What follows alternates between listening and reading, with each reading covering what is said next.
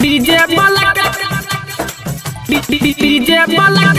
lover बनाइले lover बनाइले lover बनाइले हे बा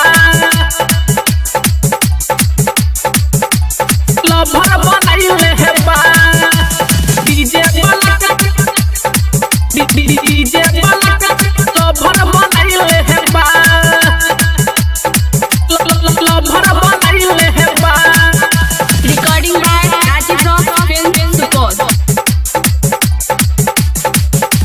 नाचे के बहाने है या गई पूजावा कहर मचैले हे बा ए भैया चढ़ जा नाचे के बहाने है या गई पूजावा कहर मचैले हे बा नाचे के बहाने है या गई पूजावा कहर मचैले हे बा देख रे जरा बाहर डीजे वाला के छोड़ी लवर बनाइले हे बा देख रे यारा बाहर डीजे वाला के छोड़ी लवर बनाइले हे बा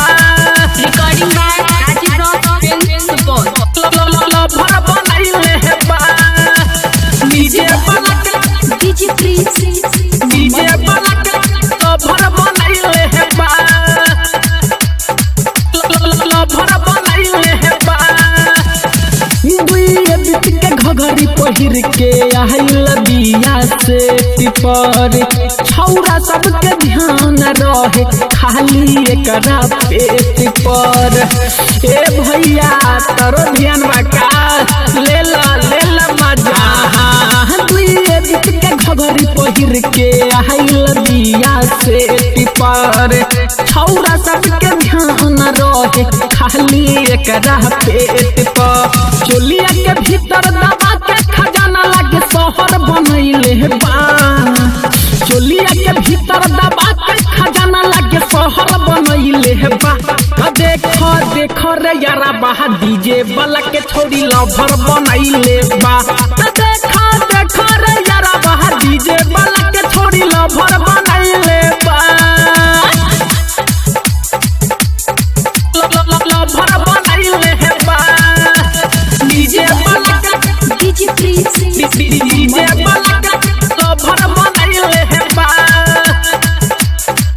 लवर बनाइले हे बा होती नइखे काबू रे भैया सुनना हमारा मन पर हाथी कखनी फेरब एकरा गोरे गोरे तन पर ए भैया हमरो मन करता फेर दी का हाँ होती नइखे काबू रे भैया सुनना हमारा मन पर हाथी कखनी फेरब एकरा गोरे गोरे तन पर यबत से रौशन और परमानंद से गदर करैले हे बा यो हम तने हृदय और परमानंद से गदर करैले हे बा